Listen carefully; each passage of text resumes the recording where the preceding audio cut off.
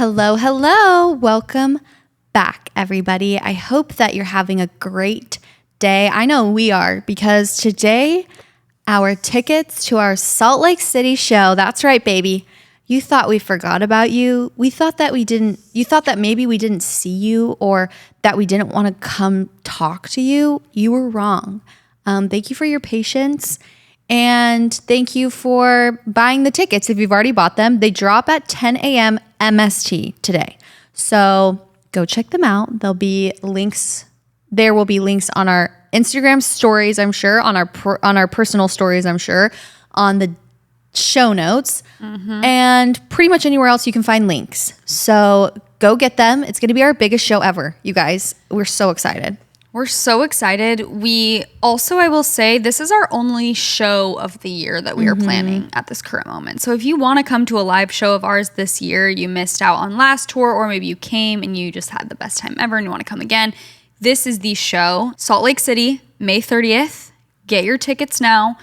Once they sell out, they're gone. So run and get them today. And we are so ecstatic. We're so excited to be back on stage. I know. And to be hanging out with you guys in person again. It really, I feel like doing shows always reminds me that there's actual people listening, which is really important, because when you just get into coming to the studio every day, it is truly hard to remember that people are listening. Maybe it's a good thing, because then maybe we overshare more than we would if we knew that there were people, actually listening to us.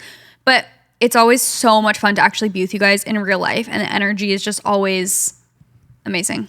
I'm always so excited. So good. I can't wait. Utah girlies always bring the energy, that's for sure. And we're excited to come and hang out with you guys. Yeah, it's been a minute since we've been on stage at that one.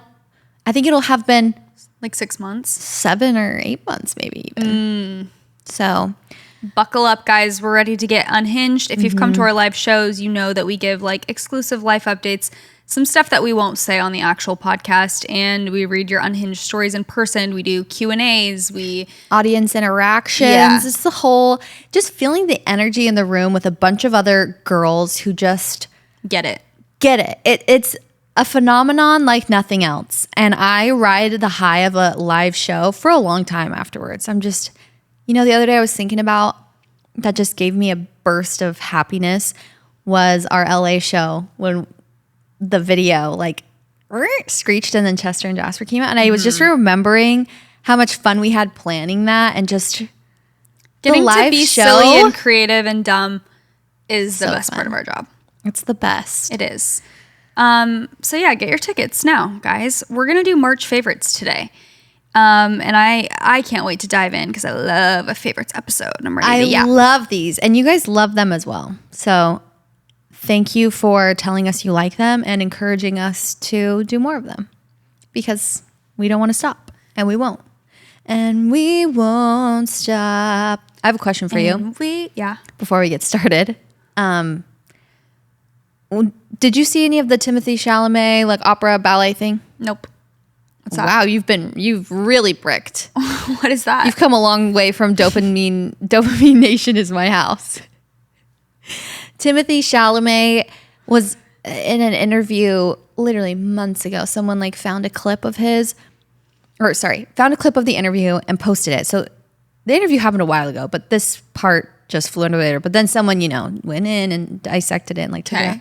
And it's Timothée Chalamet, and he's saying, in context of the entire interview, he's saying it's not, I think he's talking about the movies maybe. He's like, it's not like, ballet or opera where you're just trying to get people to care. Come on, kind of insinuating that it's boring, like ballet and opera. Yeah.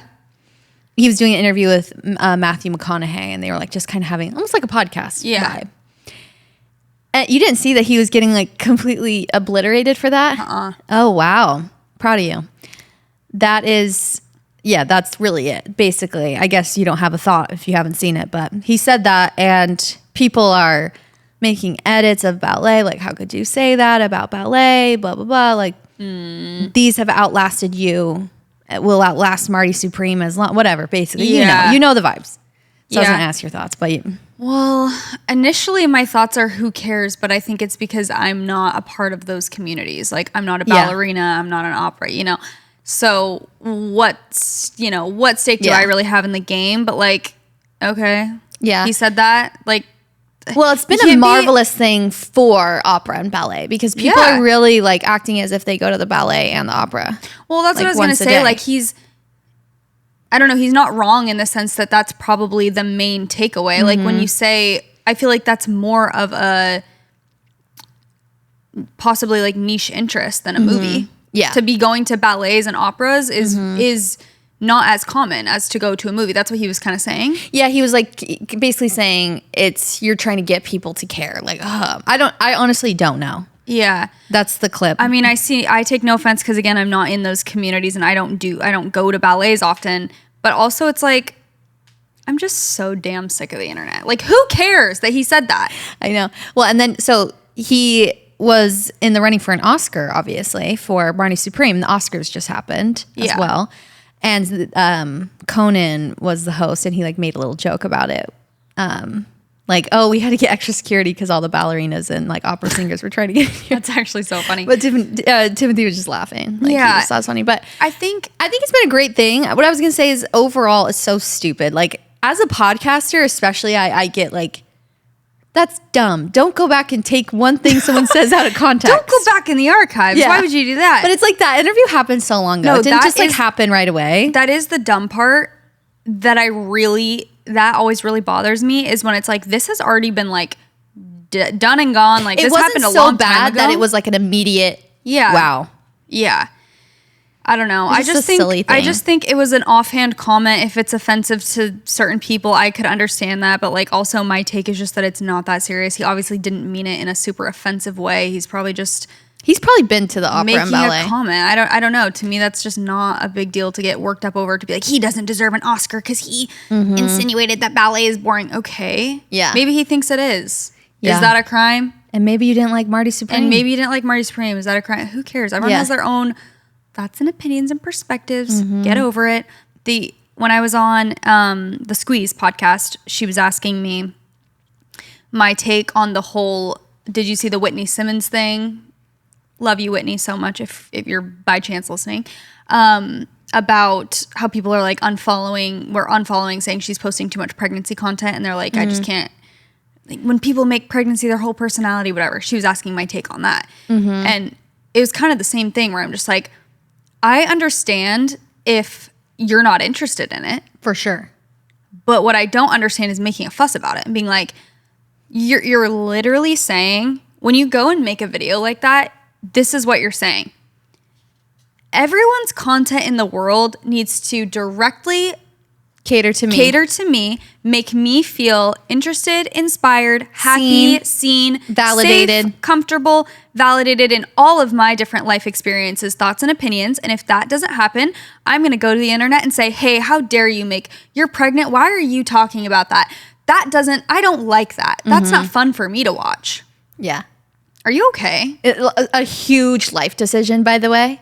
Not just like, oh, she got into pickleball and you're not into pickleball. An entire life decision that you want her to base off of your interest and your time of life as well. Like, it's almost laughable to me at this point. It's like funny. When people make those types of videos, I'm like, you've actually got to be kidding, right? That you like, I understand parasocial relationships. Like I've had that with certain creators where I like their content and they make kind of a shift and I'm like, oh, like I'm not as into it anymore. Would I ever? No. Go on and be like, I don't like that. They need to go back to doing what I wanted them to do. No. Why do you think that that's okay? And also what I was saying on the podcast, when she asked me that, as I was saying, it's kind of like the thing, because when I was pregnant, I remember someone messaging me being like, I'm so sick of seeing your belly. And I'm like, remember I posted a bunch of pictures of my belly on my story after she said that? In spite. Yeah. But like, and then I was saying it's kind of the concept of if you have bigger boobs and people are like, you're just showing off your boobs. And it's like, oh, actually I'm just living and I have boobs. So when people are like, she's trying to do her fitness content, but it's all about pregnancy. Maybe she's just working out and she's pregnant. Maybe it's just what's happening. Yeah. So she can't, push a button and say, okay, pregnant belly, go away for these workout videos. So then in your head, it's her whole personality. Yeah, it is. When you're pregnant, that's your whole life is catered around making sure that everything you're doing is pregnancy safe, that that is your whole life. And it'll be 9 months and then she'll be back and she won't have a belly anymore. Okay. But then she might talk about her kid. Ooh. She might talk about motherhood postpartum. How dare she? No, it just was, I'm like, this there's has a beautiful be a joke, right? feature I mentioned on last episode. You can literally go into TikTok, type the word pregnancy, and it will block any video that comes up with that word associated with it, pregnancy. If you don't want to see pregnant people, if you don't want to see moms, that's totally fine. Block it out of your system, mute people. I also, like, on the flip side, I completely understand as someone who's gone through infertility that pregnancy can be triggering to certain people. Yeah. Like, I get that. I was triggered by content. Again, was I going to make a video and say, I'm going through this, so you shouldn't share this? No. I would I deleted Instagram is what I did. Because that's what you have to take things into your own hands. If you're triggered or if you're annoyed, it's on you to make those decisions to be happier. You can't project that onto other people, you know? And not that I'm like the peak of, you know, self-awareness, but it's like, come on. Close. It's crazy. Don't know how we got onto that tangent randomly. Because I brought up Timothée. Timothée, yeah. But, you know, Timmy, I don't care that you said that. Timmy, we ride with you. Timmy, gets canceled for that as well. No, I love ballerinas. I would love to go to the opera. Fan of the Opera, one of my favorite movies. But could I name 7 different ballets that are currently running? Probably not. Could I name that many operas? Probably not. Do I love and appreciate the arts in every way possible? Of course. Of course. Do I wish I could go to them more often? Of course. Do I forget about them? A lot? Of course. Did I forget they existed until you brought it up this episode? Yes. I'm like, and now opera. Remind me again. No. If you're a ballerina, weigh in below. I mean, I wonder how I'd feel if he was like, you know, it's like female podcasters, like begging you to care. Like if he said that, would I be like, oh, wow, okay, that's an issue for me? Maybe if he said female ballerina, I would have an issue. Female anything, that would be a little rude. Yeah. But I think also coming from him being a theater kid, it hits a little less. Like to me, it's like you're speaking from inside the house. You know, you're speaking on your own people. He literally like grew up a theater kid, so maybe he's like, well, I just whatever. I'm not here to defend Timothée Chalamet. I don't know him, but I just thought it was an interesting concept, just a funny. And also, I think as a podcaster, I was really thinking like they can just go back, find one little thing you said, and it's kind of out of context of the entire conversation as well, and get you canceled for something. That you said months ago, years ago, that no one cared about until it was in the right person's hands at the right time to catch traction. And I think people are just like looking for that always with everyone. You know, great PR from, because I know some of the big like ballet schools and things and opera schools like were posting about it. It's like, yes, jump on your opportunity to like get, optics, just get people viewing your things. And it was a net positive for ballet and opera. I haven't thought about ballet and opera this much in a long time. I've actually been considering looking up a nearby ballet or opera. Totally. No, I think, they say any press is good press. It can be true sometimes. So I think that was great for everyone involved. Besides maybe Timmy. And he didn't win the Oscar. And he didn't win the Oscar on top of that. Some say because of that. Well, that would be insane. And that would be something convenient for him to, because I said that. Yeah, it's because of the ballet comment. Yeah. Not because Michael B. Jordan.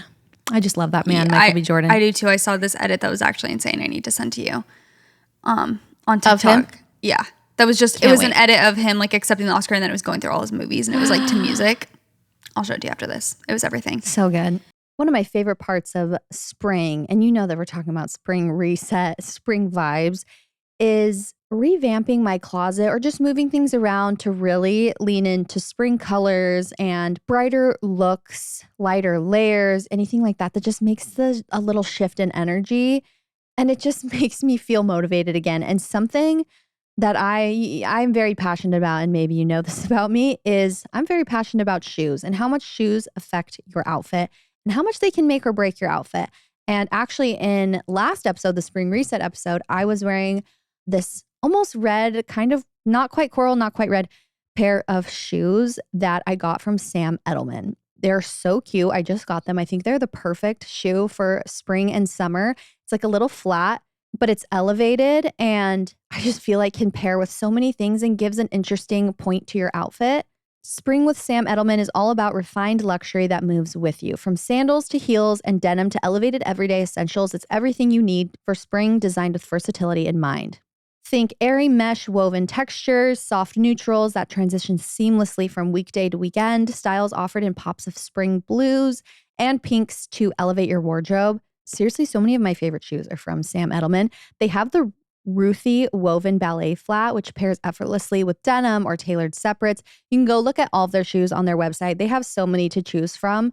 I can pretty much guarantee you're going to find your new favorite shoe for spring or summer, your go-to shoe from Sam Edelman. So visit samedelman.com to explore everything you need for spring and get 15% off with the code WhatWeSaid15. Again, that's samedelman.com with the code WhatWeSaid15. Go check it out. We have at this point made spring and the refresh of the season our whole personality. We are so excited that it's a new season. We're spring cleaning, refreshing our home, our wardrobes. And this year we'll be shopping at Ross, where spring trends are everywhere. You can find that flowy floral dress, that perfect sandal that kicks off the season. Also, spring is not just for refreshing your look, it's also for creating new vibes. We were talking a lot about things getting stagnant over time and how it's fun to switch things up, whether that is your closet, whether that's just rearranging furniture or little knickknacks in your home. They have home decor that can bring any space a colorful little refresh. I love a Ross run. Talk about side hustles and hobbies. Like literally going to Ross and finding that perfect piece that you've been looking for an amazing deal is such a high. And honestly, some of the best gifts I've found for people or little things to add for like spring decor have come from Ross. Because Ross has more of the brands you love at 20 to 60% off other retailers' prices, new looks and new vibes come without a huge price tag, which is amazing. So at Ross, you don't just shop, you work your magic. So you can find your nearest Ross at rossstores.com, rossstores.com. FP Movement is such an amazing brand.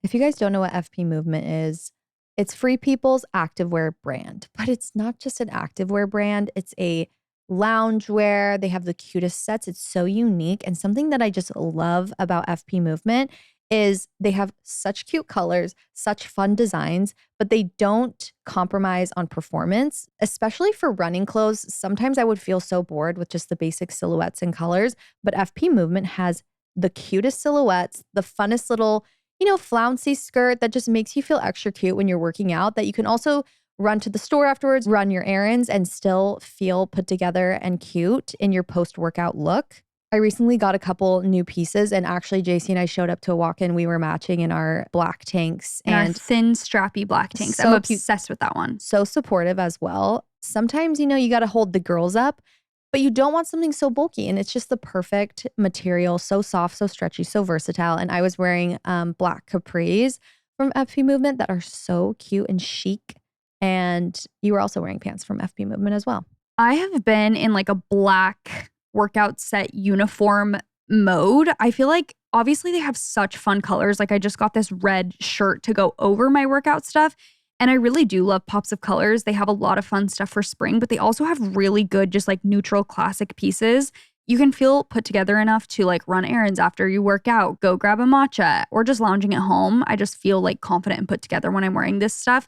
And the quality is so great. I'm obsessed with this little combo I got that I just linked on my story the other day.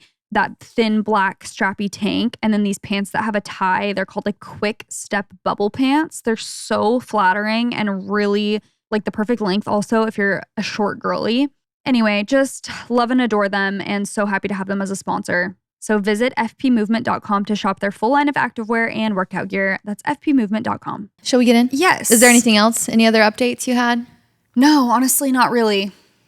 That was all I wanted to, I guess I just wanted to rehash and get mad about that subject again. Perfect. So thank you so much for bringing that You're up. welcome. So I could have a platform. I was hoping. Yeah. I was hoping. Why don't you go first, starting us off? March favorites. First and foremost, I had this on my February favorites, but it really intensified this month as well, and I didn't get to it last month. A trinket dish everywhere in my home. And not only a trinket dish, but a catch-all of some kind. This has been helping tremendously, even with the clutter topic we were talking about in the Spring Reset episode. I feel like there are systems that need to be in place in your home to take care of your things.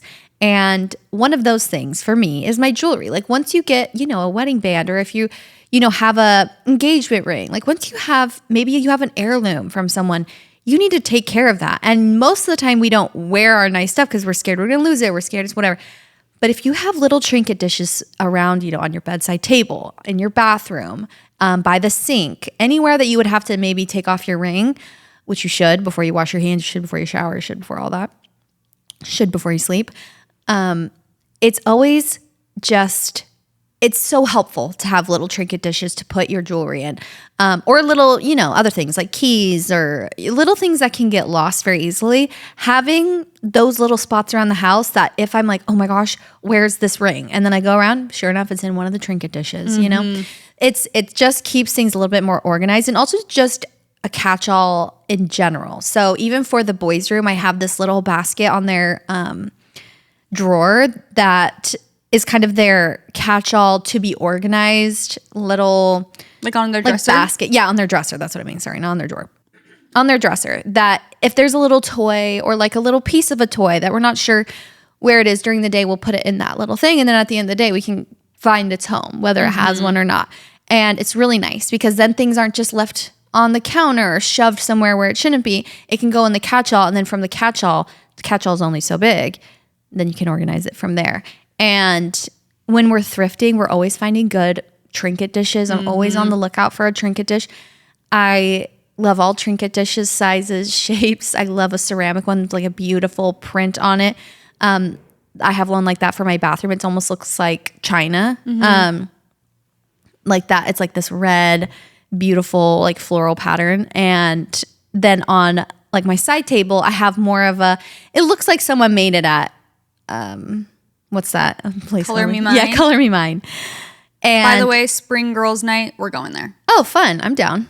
I'll plan it soon. Did you just think of that right now, or you had been thinking of that previously? I've been thinking about it, and then when you brought that up, I'm so down. I'll be making a trinket dish. This one says, think more, talk less.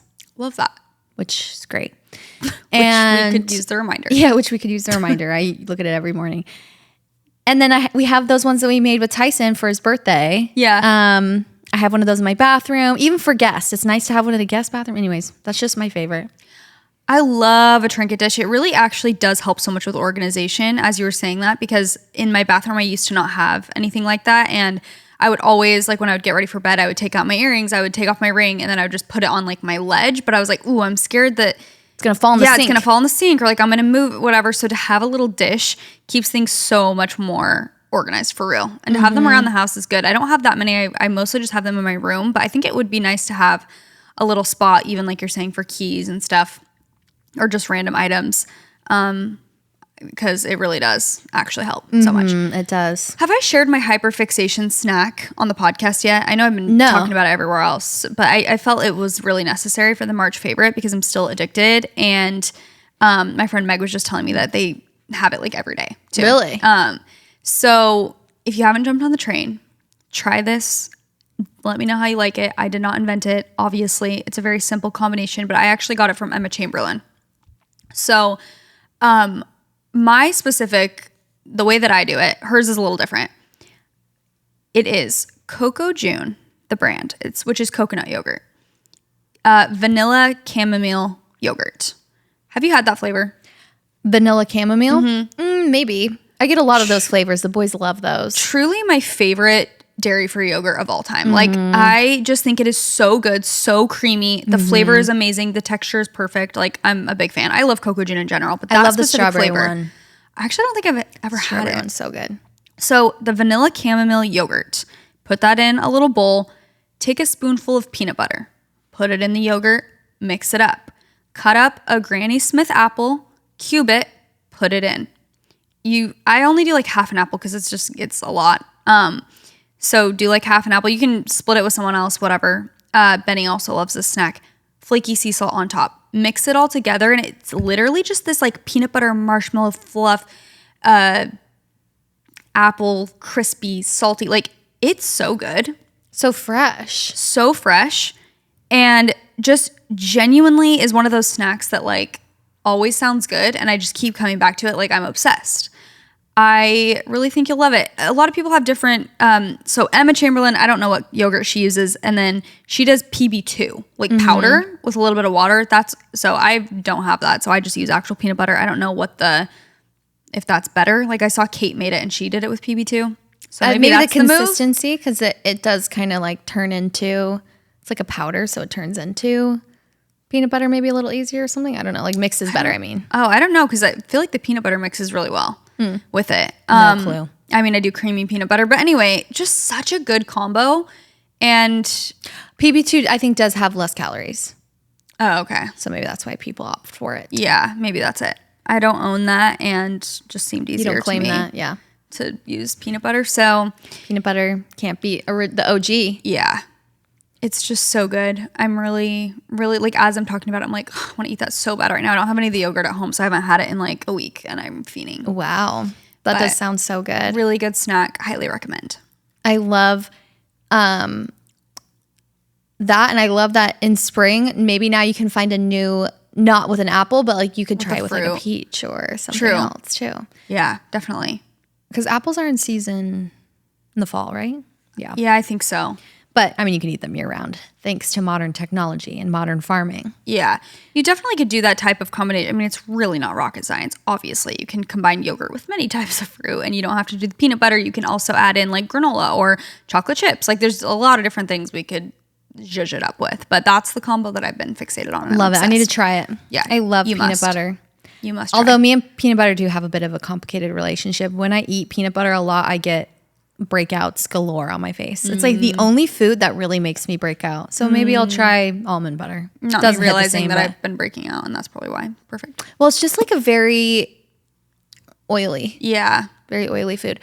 And the thing is me and peanut butter, like I can't just have a little. The thing, I get like that, where I'm like, if I have a peanut butter snack every day, I'm thinking about peanut butter the next day. It's so good. Like I get addicted to it. Oh my gosh, as you're talking about it, I'm just like, I need a spoonful of peanut butter right now. A spoonful of peanut butter with chocolate chips. Like if I have that combo in my house, we're sounding like almond moms. I didn't mean to be wearing this necklace. Oh, it's chic. It's cool. All right.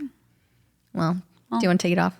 Well, we'll AI it out the first half of the episode. What is it giving? Is it fine? It's giving like sporty spice. All right, cool. Love it. Gorgeous. What was I saying? We sound like almond moms? No, literally, we sound like get that away from me.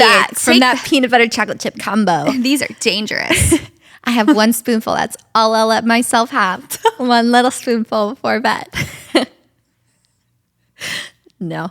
I need to try that combo though immediately. You would love it. I also have I use the strawberry Cocoa June flavor. The boys love it with like actual strawberries and blueberries and sumo oranges slices dipped in. So good with a little flaxseed.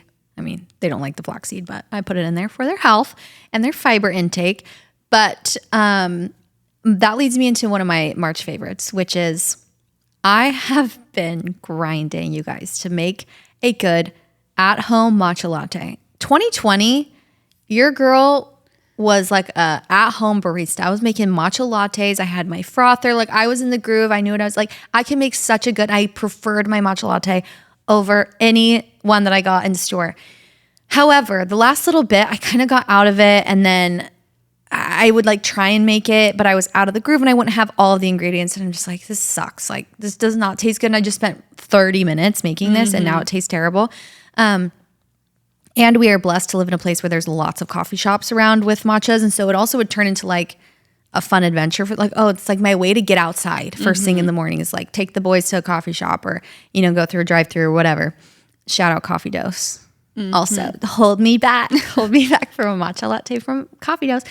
But I wanted to make one at home because I just love the ritual of it. I love getting up and being able to make it in my own home.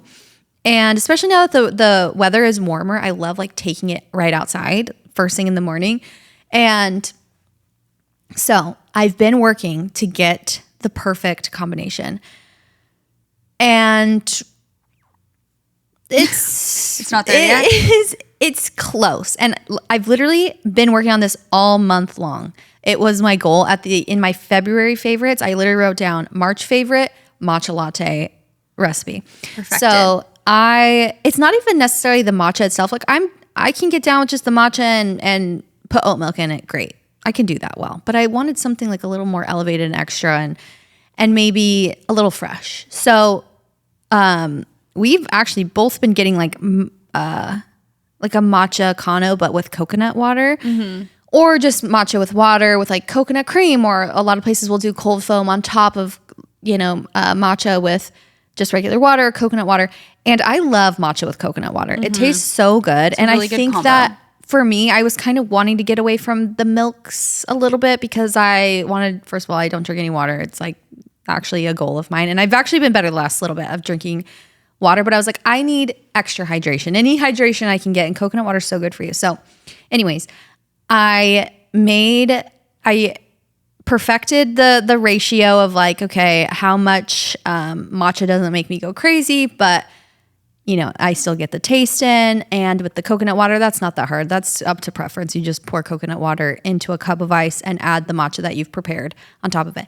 The thing that I was working on is the cream, the topping. Do you sweeten it? The bit of sweetener. Okay. So I don't sweeten the matcha or the coconut water. I just leave that as is. But I use Harmless Harvest coconut water. It's my favorite one. I feel like it has like a little more flavor, Creaminess? I guess. Maybe like not really creamy, but I don't know. I like the flavor better. But I've been making a coconut cream top with this brand called Kara. I think it is Kara. And it's amazing. It's in a little box. You pour the coconut cream into like a big jar. You froth it up. You can add maple syrup, mix it up. Whatever you want to add, you can add like if you have syrups you want to add, like if you have a lavender syrup at home or something. However, I don't know where that brand went. I cannot find it in any grocery store now. I was like just about to peak at my matcha latte at home, and now I can't find that brand anywhere. So I found a different alternative, and it's even better. Oh. Sorry, Kara, but you missed your chance. It's Zumi. Z-U-M-I. Zumi is the brand. It's actually the same brand they use at Erewhon, I believe, for their coconut cream that comes like pre-prepared that they use in their smoothies. But you can get it, I'm pretty sure like at Sprouts, like, at like a natural grocers near you. If like, I know in Arizona, it's like natural grocers, or you can probably get on Amazon or something like that. But it comes frozen and you can blend it. So it comes in like little packs, and they're really great to have for smoothies or anything like that. It comes in a little pack. It's just coconut cream that's frozen. So I put 2 of those in the blender and blend them up with some strawberries and some maple syrup. And then it's like this thick, creamy, frothy coconut topping with strawberry flavoring in it. And then you pour that on top of the coconut water with the matcha with the coconut strawberry cold foam. If you don't like coconut, you will not like this drink, by the way. It's very coconutty, but it's so fresh. That it's like tropical. So good. I'm fiending. And I'm still it's a work in progress. I still want to like figure out how to add maybe a little other flavoring in there when you're feeling crazy. But so far, so good. And it's so cold because it's frozen. So it's not. Oh, that's so nice. So good. Do you know what? That's what I was realizing. That's what Coffee Dose does really well, is that their drinks are always cold. Cold, so cold. Like that is my least favorite thing, is when I get a drink and I'm like, this is like, it needs to be marinating with this ice for a while to be cold. Like I just like when it is freezing cold. If it's going to be iced, it cannot be like kind of, the ice is like melting and it's kind of warm and watery. I can't. That sounds insanely good. Yeah, stay tuned. But so far, so good. I feel like it's going to be, also you can put on anything, like that kind of cold foam. True. Or it can be a good base for a smoothie. Like I was even thinking I could just freeze little, like mixed strawberries and stuff into that and make like a little drink. You know, that sounds so insanely good. Yes. Okay. Also, I've been using the brand you told me about, Rocky's Matcha, and I really like it. Yeah, I like it too. It's very green and very like, I feel like the quality is really good. Yeah. Ceremonial really grade, good. Obviously. Okay. There's a specific Substack article that I loved that I read called Design a Life You're Disgustingly Obsessed With. I read that as well. You did? Mm-hmm. And please I didn't write it down. While I go to my screenshot. I believe this was by a girl named Tisha. Let me verify so that I don't. Okay, yeah, Tisha. I think her Substack is called A Balanced Edit. And A balanced boss. Balanced Edit. She does these little series where she discusses like just being obsessed with your life, and she has these little like the audit, the unlearn, the framework, the roadmap. And there was a part that I really liked in this. It was during the relearn section, and she was saying rituals are your anchors. So her point of view was basically that the hobbies that you've been putting off, they're not distractions from your career, they're the fuel for it. Ooh. And I liked that little reframe because I think that I can think of it that way. Like, not that it's a waste of time, but sometimes I'm like, oh, these little hobbies that I want to start, or like, it just feels unnecessary sometimes. It's like, well, I have other things that I should be, doing that are furthering my career, that are important. And just her whole thing was that when you spend 2 hours on a Sunday, like mixing oils together, you're not taking time away from your to-do list. You're training your brain to think in systems, to embrace imperfection. Like she was talking about, if you have a Tuesday night Pilates ritual, it doesn't mean you're being self-indulgent. It means you're practicing discipline. You're challenging your limits. Like, it's not about escaping work. It's about building a version of yourself that work can never touch. So she was just saying that your rituals are so foundational to your life, and that it's not just self-indulgent to have a self-care routine where you're like, I want to take an everything shower, and I want to, it's good for you to have things in your life to basically have a life that you are obsessed with, she asks the question in the interview, would you buy a ticket to your life? Like, if your life was a gallery and someone walked through your weeks the way they'd walk through an exhibit, would you buy a ticket? Like, would you want to be a part of that? And I feel like I just liked the way she was writing and the way she was kind of framing she's interviewing things. someone? Or No. Oh. She's saying, would you? Like, Yeah. just asking the reader or the audience to kind of reflect about your own life. Like, if someone was living in your shoes, would they want to live this life? What is your dream life that you're obsessed with? And I just liked all of her points in it, and I felt like it was kind of like a unique framework from things that I've seen. I love that. I think rituals are so important. I mean, we kind of talked about that in the Spring Reset one episode as well, but I've been thinking about how important they are for, especially kind of like what she was saying, especially when you are feeling busy, when it's like, I don't have that's like the mindset I will get trapped into. And it's kind of like I was saying on that last episode, is like when I feel like I have so much to do, then it's almost like those little things don't seem like, okay, I'm going to waste my time. I have so much other things that I have to get done that are just, little tasks. Why would I waste any free time I have on these things? But I feel like those rituals are so important to break up time, because I think one of the most overwhelming things, or one of the most stressful things for people when they get busy, is that time starts going by so fast, which makes the future feel daunting, which makes your present moment feel like out of control and out of whack, because you're just not aware of time. And you need things, I feel like, to break up your mornings and to break up, okay, it's evening. Like, I have my ritual that tells me it's the end of a day. This is my ritual that tells me this is the start of a day, instead of just one ongoing, frantic, just trying to do things here and there. And so I love that. I think that's great to really think about your, little rituals here and there. And that you deserve to do them, and that it's actually fuel, because if you are someone who focuses a lot on your career, it's good to remember that it's going to make you better at your job, actually, to do those things. Yeah. Like, if that's a big priority for you, to be good at your job, you need to have those moments. Exactly. Everyone knows that feeling when you get invited to 2 weddings, a birthday party, and a work thing all in the same month, and suddenly you realize you have nothing to wear. You could spend hundreds of dollars on new outfits for everything, or you could rent your clothes from Nuuly for just $98. I love Nuuly. I've loved Nuuly for years. It's such a great hack, honestly, for things like this, especially weddings, parties, events, things that you want something new and fresh and probably specific as well if there's some kind of theme, but you don't want to drop a bunch of money on something that you might not wear again. Nuuly is a subscription clothing rental service that lets you pick 6 styles every month for just $98 a month. So you get your choice of any 6 styles. You can rent for whatever you have going on. You could get dresses and fancy stuff, or just some things for every day, which is also really nice to have. If you don't want to get sick of something too fast, you can get a new one the next month with your subscription. And you have access to thousands of styles from hundreds of brands. So like from Free People, Reformation, Jaded London for Love and Lemons, Lioness, Damson Matter. There's so many good brands on there, you guys. You have to check it out. If you haven't checked out Nuuly before, what are you doing? It's going to save you so much money and so much time. And it's all around better. They have inclusive sizing. They have fast free shipping and returns, plus professional dry cleaning and laundry, and the option to buy what you love at a really great discount. Nuuly is a great value at $98 a month for any 6 styles. But right now, you can get $28 off your first month when you sign up with the code WhatWeSaid. Just go to NUULY.com and enter the code WhatWeSaid at sign up to get $28 off your first month. That's NUULY.com, Nuuly with 2 U's, and code WhatWeSaid for $28 off your first month. Nuuly subscription clothing rental. Change your clothes.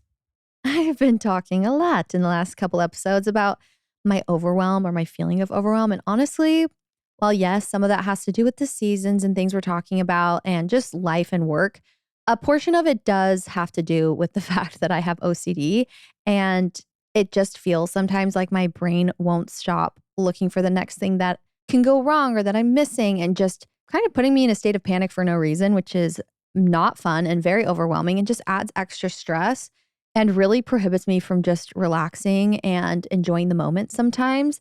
And something that has helped me tremendously in my OCD journey is NoCD. So I'm so glad NoCD is a sponsor of the podcast. Like, I actually could cry. I love my NoCD therapist so much. He's helped me through so many ups and downs and really helped me understand OCD, work through it, and honestly claim a piece of my life back.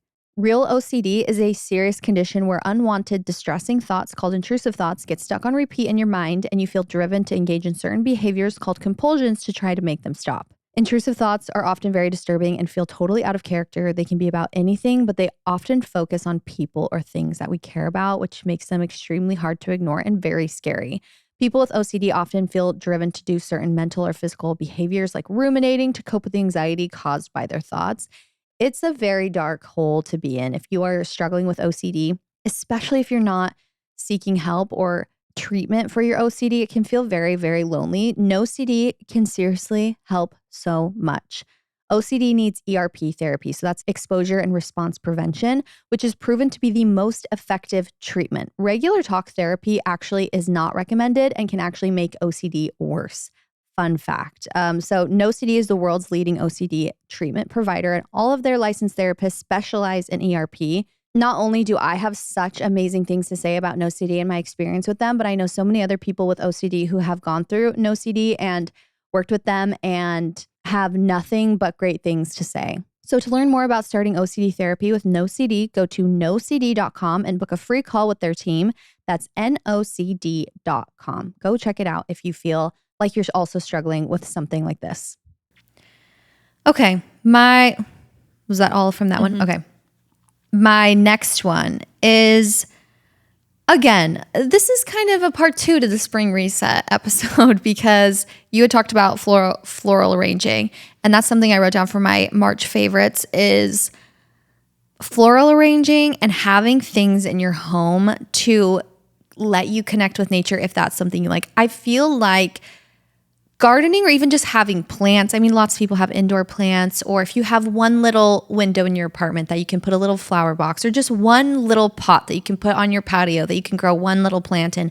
Those things, I feel like for me are like lifesavers. They are so are so grounding to me, and they just, I don't know, give me something to do with my hands outside, which is not always, there's a lot of hobbies you can do with your hands, but a lot of them are inside. But this is something you're outside, you're feeling the sun, you're so connected with the cycles of the seasons and just, the days and how hot it is. And you're just like very in tune.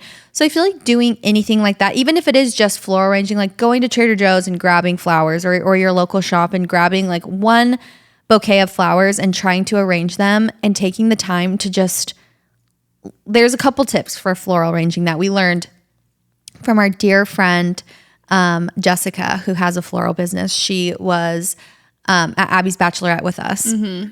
She's one of Abby's best friends. And she is she does beautiful florals. She did all the florals for Abby's wedding. If you've seen those, they're like gorgeous. So she gave us so many tips at Abby's Bachelorette, which have been so helpful. And I've liked floral arranging for a long time. I actually thought I wanted to be a florist. Like when we first got married, I was like, I'm going to be a florist and whatever. So I looked into a little bit, but I didn't have a mentor or anybody. I just was going off vibes really.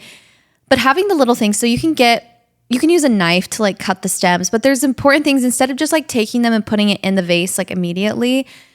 Obviously, most people know you're supposed to cut the stems down a little bit so that, they can get more water, and then just kind of keep cutting them as time goes on so they don't die immediately. Cutting the stems, kind of just nurturing and taking care of the little flowers on your table. There's ways to also, I got a lot of messages when I posted that little vase, where it's like, I guess it's like a little pan, or a little ceramic thing that, you told me to use as a vase, and I bought it immediately. We were at the thrift store and Jason's like, you should use this as a vase. I was like, okay. Anytime you tell me to buy something for my home, I'm like, oh yeah, of course. Me with fashion with you though too. I'm like, okay. We're at Literally a thrift store. You're like, this would look good in your hair. I'm like, okay, buy it. I'm like thinking it so hard. I'm like, should I get this? Jason just comes out and she's like, you should get this red thing. I'm like, okay, that's what I'll get. Didn't even see it before, but it looks so cute. And people are asking like, how are you getting the flowers to stand up? And I think that is a vital piece. Like, okay, there's 2 tips I think you guys can take if you've been, wanting to dabble that Jessica gave us that you can take. You can get floral tape, which is like you can get green floral tape that you probably don't need to use. That's usually for like if a stem breaks or something, then you can wrap it up, whatever. But clear floral tape. This is what you can use on a vase. You can look up a YouTube video because I can't describe it over a podcast, but that's going to help the flowers stay in place in a vase. So you can kind of make like a little like design. You can like do the tape in a grid and then stick the flowers in. That way you're not just sticking them all into a round vase that they're just going everywhere. You can like have more control over it. Yes. And they can kind of look a little bit more spread out, which makes a big difference. I think the easier one, honestly, are the flower frogs. So you can look again. You can look get these this up on and Amazon. get them anywhere. Just look up floral frog on Amazon. Any size. This is what I used in that vase to make them like stand up straight. But they're just little, and this is what Jessica uses in like so many of her floral arrangements for weddings to make them look more spread out and a little flatter. Is they just have little pokey things. It's a little like almost like a little plate with a bunch of like spikes. Aluminum like spikes. Yeah, that you can just stick the stems in. Then they kind of stand up straight like that. And it's so fun. Like whenever I get flowers and I just have an hour to just be like, okay, I'm just gonna do this little floral arrangement for my table, especially if guests are coming. It's one of my favorite things to do is like put flowers in the guest room for them to like just show a little light and life in there. And the boys love to help me too. It's just like a good, wholesome, when I'm doing it, I genuinely feel so aligned with my life. It's just those little moments. So that's my March favorite. I love that. I love flowers in the spring. Literally the best vibe. And I feel like those tips are actually so game changing for making them. Because I would always be like, how are people getting? Like, I'm like, I can get flowers and try and put them, but they're going everywhere. They're not like going where I want them to go. And yeah, those are all great tips. I feel like something was coming up when you were talking that I wanted to say, but then I completely forgot it. So if I remember it, another I'll tip let you know. too that you might not notice, like that I didn't notice, was not de-stemming them, but taking all the like extra, like the leaves off. So if there's a flower, there's a little bunch of leaves on the stem, is just using your fingers, unless it has thorns, obviously, but like taking your fingers and just going down the stem and taking all the little extra leaves off. Because when you put them all together, those things can kind of look cluttery and just kind of, clunky in the vase. So if you do that to each stem, you're kind of like taking care of each stem before you put it in. It's like a very nice little activity. It is. It's a nice little ritual. Okay.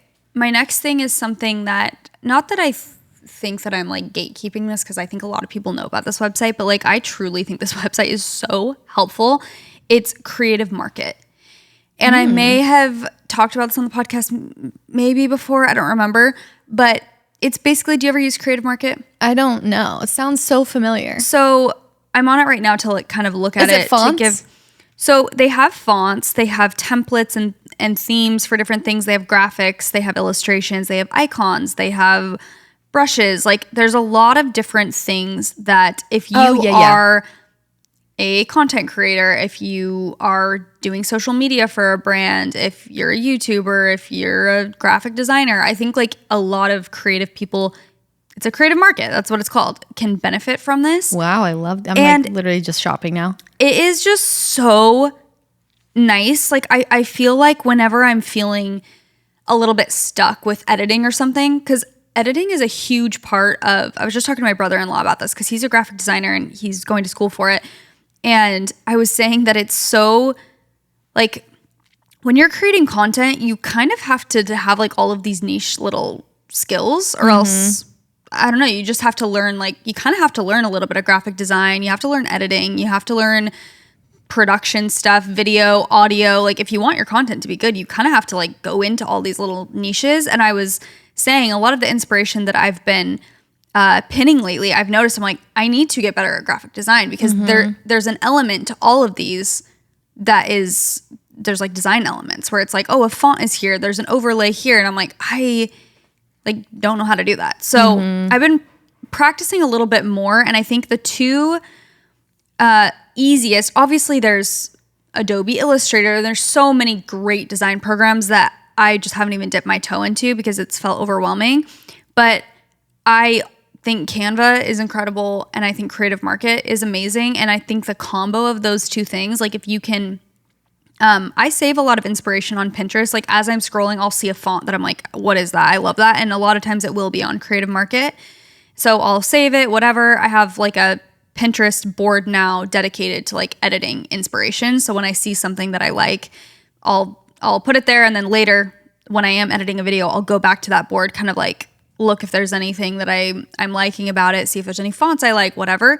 But I think the combination of like getting some different icons and fonts and things and then going on Canva and like taking my own photos and like kind of mixing it with things has been really fun. It's like a different element that I haven't really gotten into with my job. So I guess maybe it's feeling new and more exciting, but I just think like Canva, obviously not a secret. So many people use Canva. I just feel like it's getting better and better. It's so good. It's really, really good for, again, if you're really looking to get into the nitty gritty of design, there are a lot better, you know, more professional options. But I think if you're kind of just dipping your toe in and you just want to put like, kind of like make little like scrapbooky edits and put text on things and add it with your photos, Canva's amazing. It's just so user friendly. It's so just easily operated and everything is just so easy for you to just get on it. If you know nothing, do it. Yes, I've done multiple templates on Canva as well, which they have cute templates on Creative Market too for different things, and they have templates on Etsy and stuff. But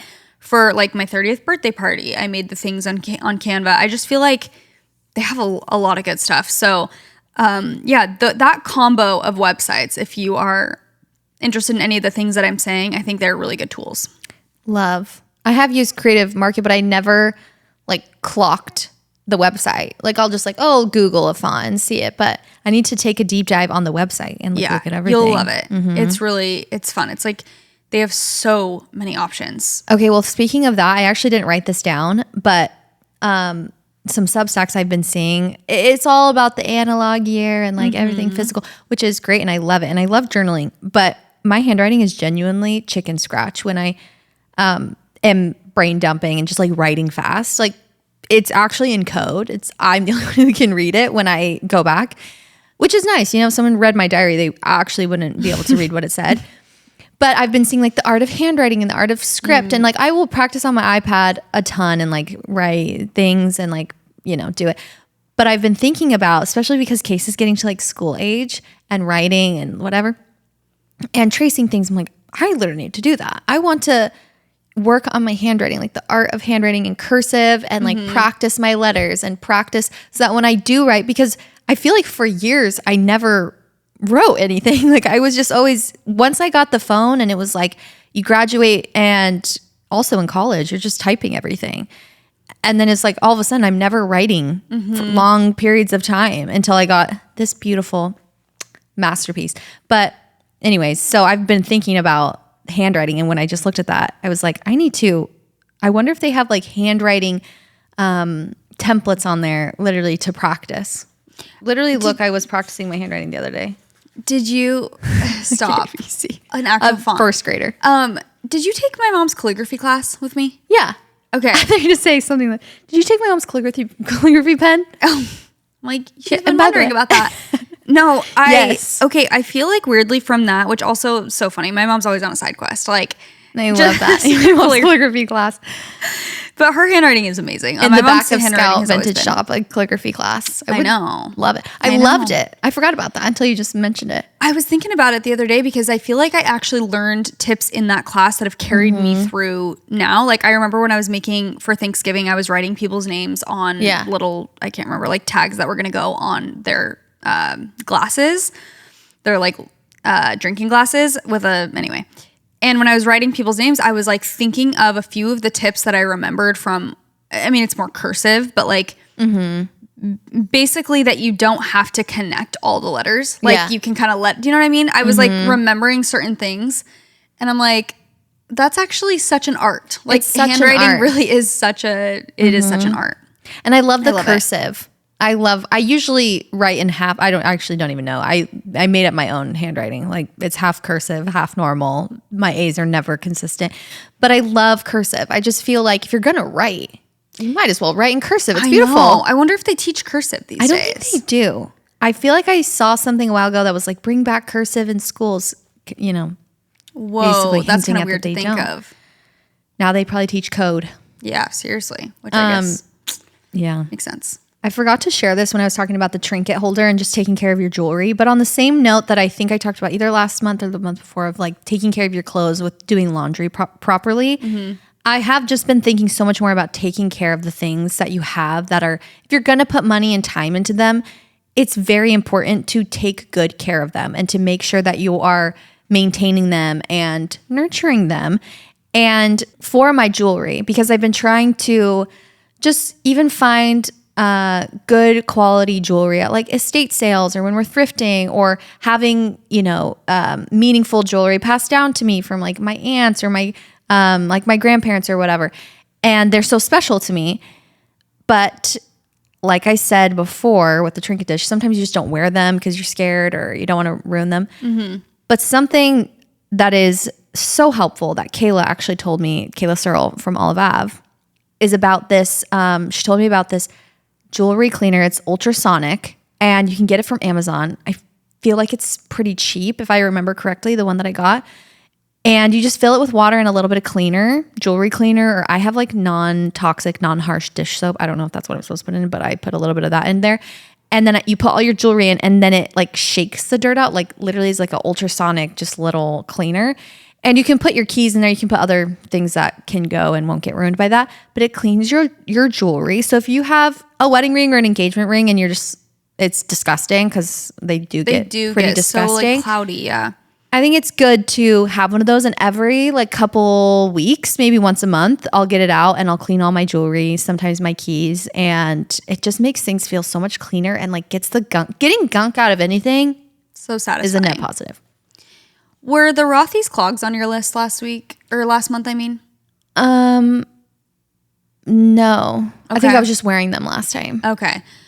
That's going to be my final one. I should have worn them today. I actually forgot them in Arizona when I was visiting. So my mom's coming to visit soon and she's going to bring them back to me. So I've been really missing them. I've realized how much I love them not having them because when I went to a spin class and I just wanted to throw those on. I went to a Pilates class. I wanted to throw them on. I wear them around the house. I wear them to just like run outside and grab something.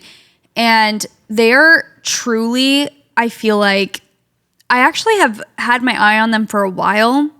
And I feel like everyone who I know has them loves them. They're the Rothy's Everyday Clogs.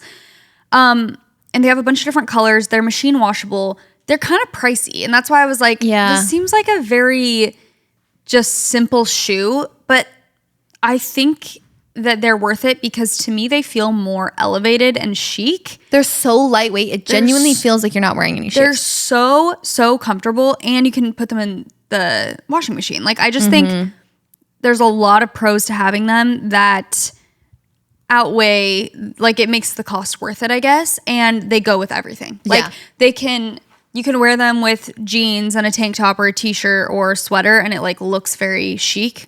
You can also, like I said, wear them to a workout class. You can wear them running errands. And they're just like an overall really good shoe and they're so comfy. So great. And if you want to travel with them, because you want to bring slippers when you travel. At least I find that. I'm like, I need to have a pair of slippers, but it seems like such a waste of space to bring them because you need other shoes. Those fit so seamlessly. They're so bendable and just like can squish into your suitcase. And they're versatile. Like you can wear them as a slip-on option if you're staying at a hotel and you want to put them on and run down to the lobby. Like, but also you can wear them out and about. Like they're cute enough. I just love them. They're the best. Big fan. So that was my last one. Big fan as well. My last one is also a product. And it's this right here. If you're watching on YouTube, sorry if you're not, but it's Kosas. They have these new lip plumper. I think they're new. I'm lip seeing plumper. So many good things about this product. Oh my gosh. They work so well. I'm wearing it right now. I should honestly need to reapply, but okay. It's called these names sometimes though, like so long. It's the Kosas. Hold on. I wrote it down. It doesn't have it on the bottle? Oh, is that it? Yeah. Lip Pulse Glassy Lip Plumper. So basically lip plumper. And this one is called Soulfire, this shade, which I really like. I like a dark one. But they also have like a very shimmery one. It's just like pink glittery and you can put it on. These things pump your lips up like you just got a syringe. Like I put them on and I was like, okay, yeah, lip plumper. Yeah, okay. First of all, your lips are on fire, which I don't mind, it's kind of a fun little fun to ritual. Feel something. Fun little ritual. Anyways, they're so good. And I have also seen, because I got them and I was like, oh my gosh, I love this. Am I over exaggerating like how much I love this? And then I saw Kate post about it. I saw a couple of friends post about how much they love them. And they really are so good. So highly recommend. If you're looking for like a little lip gloss, but lip plumper, they're so good. Also the pigment in this one is so good. Like when I put it on, I'm like, it's almost like I don't need to wear like a lipstick underneath it. It's like very pigmented, the shade is. But they have a couple different shades and they're really good. Wow. Need to try. Love. I've heard amazing things. I saw Claudia Saluski post on her story. Oh, really? I think she was wearing that shade and it looked incredible. So I'm sold. I'm influenced. Thank you guys so much for listening, for watching. Make sure to get your Salt Lake City tickets, you guys. Once they're sold out, they're gone. Our biggest show yet. I'm so excited. We can't wait to see you. It's going to be such a fun little trip for us to go on to Utah. We haven't been in a minute. Can't wait. So it's going to be a party. We love you guys so much. And that's what we said. Bye.